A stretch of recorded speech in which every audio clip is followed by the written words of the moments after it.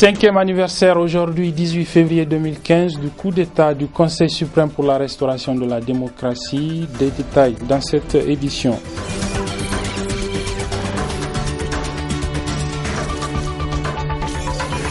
En prélude à sa rentrée officielle prévue le vendredi prochain, le Conseil de l'Ordre des avocats du Niger a organisé ce matin un colloque sur le thème avocats et éthique.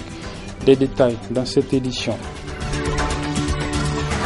Mesdames, Messieurs, encore une fois, bonsoir et bienvenue dans cette édition. Donc, comme je le disais il y a quelques instants, que le chef de file de l'opposition et président du MNSD Nassara, Seyni Oumarou, est dans les locaux de la police judiciaire depuis cet après-midi. Il a été interpellé dans le cadre de l'affaire dite de publication du livre blanc de l'ARDR sur les institutions de la République, un livre blanc dont le premier tome a été consacré à la Cour constitutionnelle.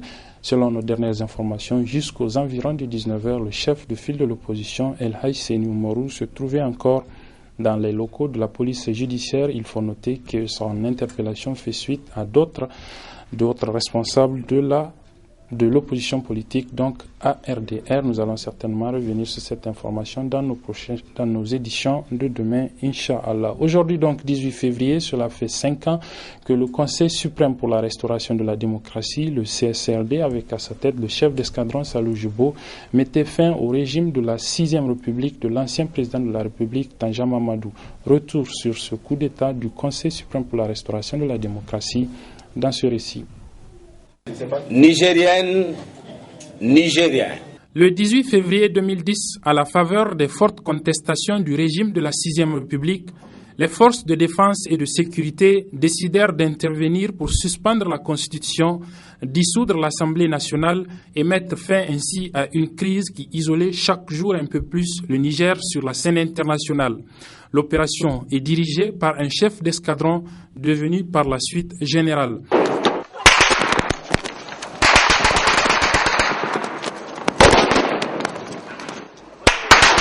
Ce coup d'État, le 4e du Niger indépendant, est accueilli comme une délivrance par une majorité de citoyens nigériens tant le climat sociopolitique était crispé. La junte militaire se nomma CSRD, Conseil suprême pour la restauration de la démocratie. Quelques semaines auront suffi pour mettre en place les institutions de transition. La principale était le CCN, le Conseil consultatif national, car c'est à lui qu'il fut confié la mission de déterminer la durée de la transition et l'adoption de la nouvelle constitution.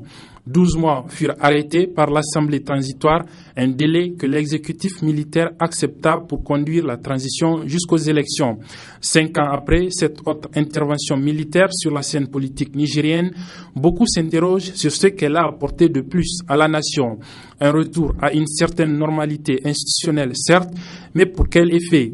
Puisque la situation dans divers domaines reste à quelques exceptions près la même.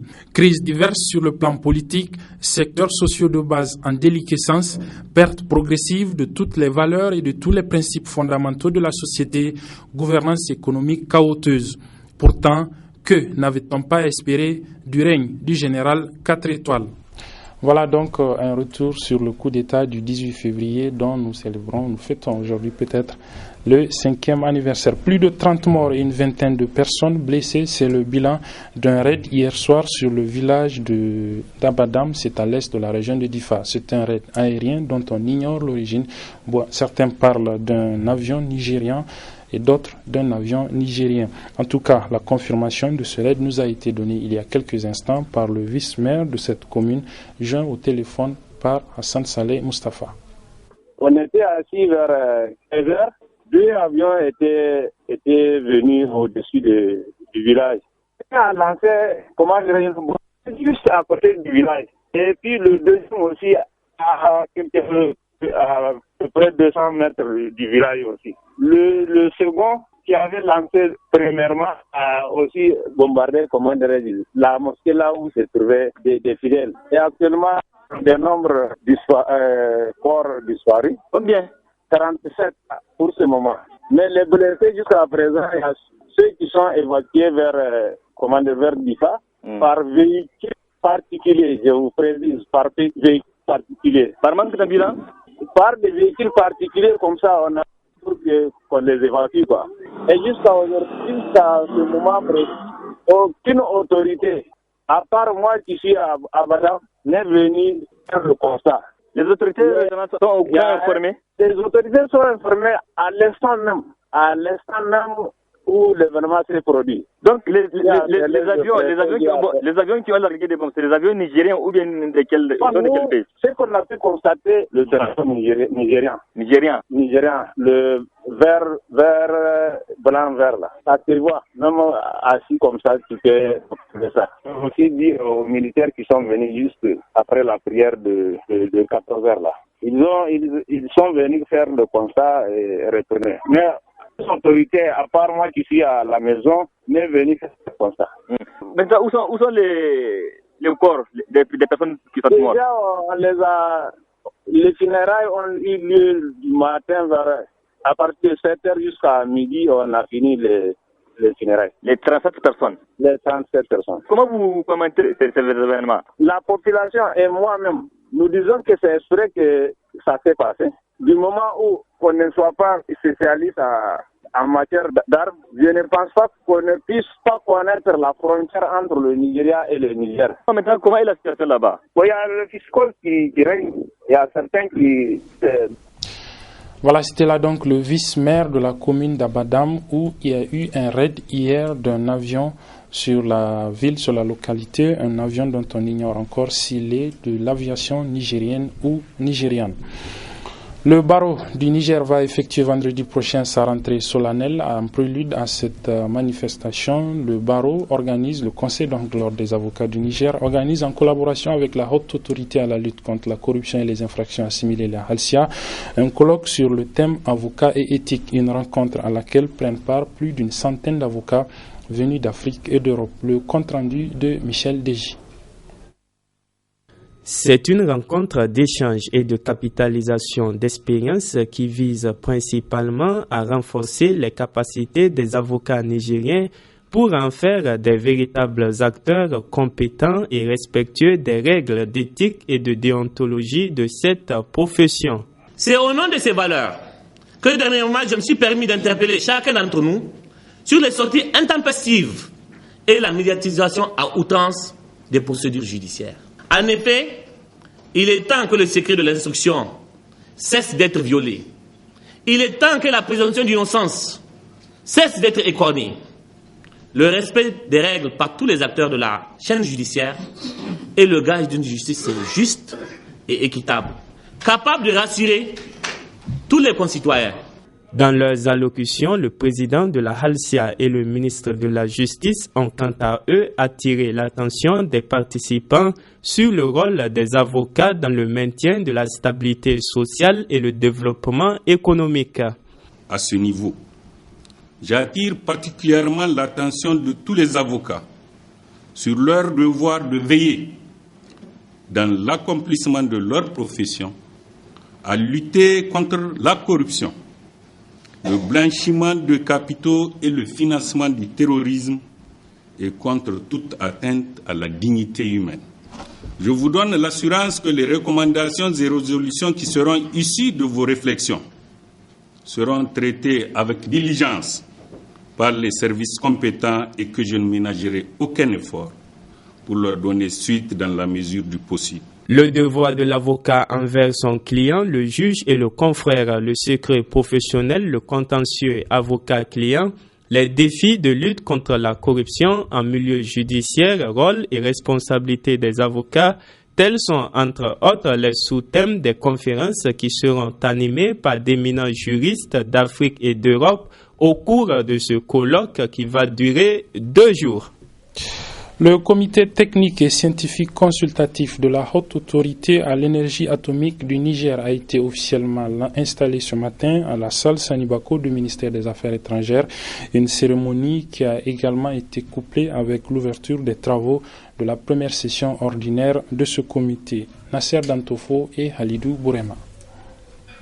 Il s'agit à travers cette cérémonie de procéder à l'installation officielle du comité technique scientifique consultatif CTSC de la haute autorité nigérienne à l'énergie atomique HANEA, comité chargé de donner des avis techniques objectifs sur toutes les questions liées aux activités du domaine nucléaire du pays. L'honneur qui me revient aujourd'hui est d'autant plus grand que la cérémonie qui nous réunit consacrera l'installation officielle du CTSC de la HANEA.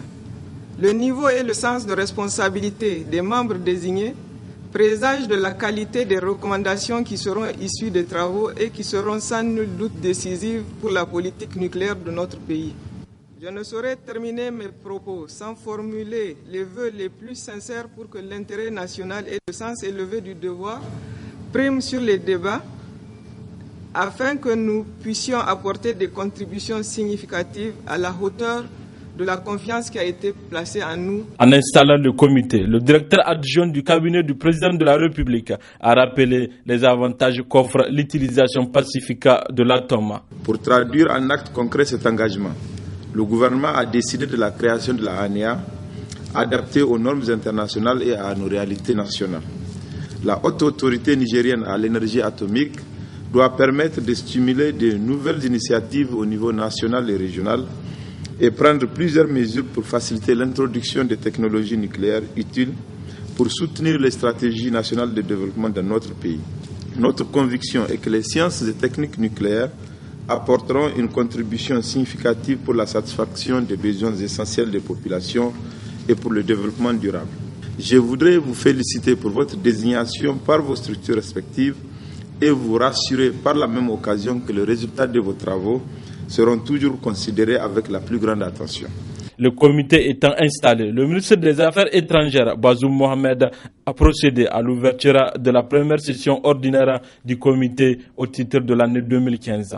Le président de la République, son Excellence Issoufou Mahamadou, et le gouvernement du Niger sont conscients des énormes potentialités liées à l'utilisation pacifique des sciences et techniques nucléaires, notamment pour la réalisation des objectifs de développement socio-économique fixés dans le programme de la Renaissance du Niger.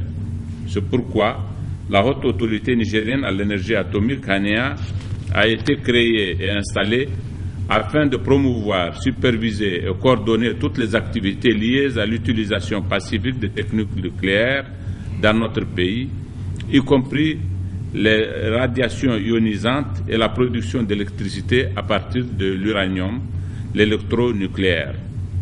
Ainsi, le gouvernement, à travers la HANEA, envisage de développer un programme nucléaire inclusif de manière transparente qui prendra en compte tous les domaines de la vie socio-économique et politique du pays. 3 jours durant, le comité aura à traiter des questions aussi importantes que le programme électronucléaire sous-régional, la sûreté et la sécurité nucléaire, ainsi que divers projets de texte. L'hôtel Gawé de Niamey traverse depuis quelque temps une grave crise de gestion. Pour se pencher sur cette situation, les travailleurs de cet hôtel réunis au sein de 2 syndicats, le Saint-Obra et le Saint-Trabani, ont rendu public cet après-midi une déclaration que nous résume ici Adamou Soumana et Halidou Bourema. Les agents de l'hôtel Gawé, toutes catégories confondues, se retrouvent à travers ce cadre pour échanger sur la situation de ce grand pourvoyeur d'emploi qui constitue également une référence au Niger dans le secteur hôtelier, mais qui, depuis un certain temps, fait face à une crise de gestion. Une situation qui a conduit, c'est un rappel, le ministère de tutelle à mettre en place un comité de pilotage chargé de la mise en concession de la gestion de l'hôtel Gawé. Ainsi, par la présente rencontre, les agents de cet hôtel se sont penchés sur les tenants et aboutissants des travaux du dit comité assortis d'une déclaration. Le collectif des syndicats du secteur du tourisme et de l'hôtellerie, Saint-Obra et Saint-Obrani, exige la reprise sans délai des travaux du comité de pilotage chargé de la mise en concession de la gestion de l'hôtel Gawé et dénonce la manipulation de l'arrêté créant le comité pour reconduire l'ancien secrétaire général principal complice de la ministre de tutelle actuelle. 2. Met en garde la ministre du Tourisme et de l'Artisanat sur toute tentative de négociation avec la BOAD et son client groupe Azaleh en dehors du cadre prévu à cet effet pour la mise en concession de la gestion de l'hôtel Gawé. 3. Rend le gouvernement seul responsable des conséquences du non-respect des dispositions de l'arrêté initial créant le comité de pilotage chargé de la mise en concession de la gestion de l'hôtel Gawai. 4. Demande aux militants et militantes du collectif des syndicats subventionnés et particulièrement à l'ensemble des travailleurs de l'hôtel Gawai de se tenir prêts et mobilisés pour défendre la noble cause de la sauvegarde du patrimoine national et des intérêts matériels et moraux des travailleurs. Actualité oblige, ce collectif des syndicats du tourisme et de l'hôtellerie apporte sa compassion aux travailleuses et travailleurs des hôtels, bars, restaurants et assimilés qui sont victimes des conséquences des manifestations du 16 et du 17 janvier 2015 à Niamey et à Zender. Apporte également son soutien aux forces de défense et de sécurité dans leur mission de défendre l'intégrité du territoire national. Présents en cette assemblée générale des agents de l'hôtel Gawai, les représentants de l'ISTN et de la CNT, les deux centrales auxquelles sont affiliés le Saint-Obra et le Saint-Obrani, ont rassuré les employés de ce joyau national de leur soutien sans faille dans ce noble combat. Sachez enfin que le syndicat national des travailleurs du pétrole projette d'aller en grève de 48 heures à partir de demain, une grève pour exiger du gouvernement et des sociétés d'exploitation du pétrole du Niger la satisfaction des revendications de ces militants, revendications restées en souffrance malgré différents accords signés entre les deux parties, Souley Moumouni Barma et Aboubakar Souley. Un protocole d'accord a été signé le 8 mai 2014. La grève annoncée par le syndicat national des travailleurs du pétrole SINATRAP, prévue pour se tenir ce jeudi 19 et vendredi 20 février 2015, fait suite au non-respect du protocole d'accord signé avec les partenaires le 8 mai 2014, suivi du protocole d'entente du 23 septembre 2014. À la date d'aujourd'hui, aucune réaction du gouvernement, moins celle des sociétés concernées. C'est pourquoi le SINATRAP exige la satisfaction des revendications de ces militants qui se résument à l'annulation des licenciements abusifs des camarades, la grille salariale telle promise dans le protocole du 23 septembre 2014, la mise en place d'un statut du personnel et règlement intérieur pour le bon fonctionnement de ces entreprises. Le reversement des travailleurs qui sont encore dans des cabinets de placement au sein des entreprises utilisatrices. Le paiement d'un 13e mois datant du protocole du 8 mai 2014 au niveau des sociétés qui ne l'ont pas encore appliqué. Bannir toutes les formes de discrimination dans les sociétés pétrolières et l'identification des postes à risque. Depuis le déclenchement des mouvements de protestation en 2014, plus de 500 agents ont été licenciés par les sociétés étrangères qui exploitent le pétrole nigérien au vu et au su des autorités. Une mesure qui ne décourage pas le SINATRAP dans ce combat qu'il entend poursuivre jusqu'à la satisfaction.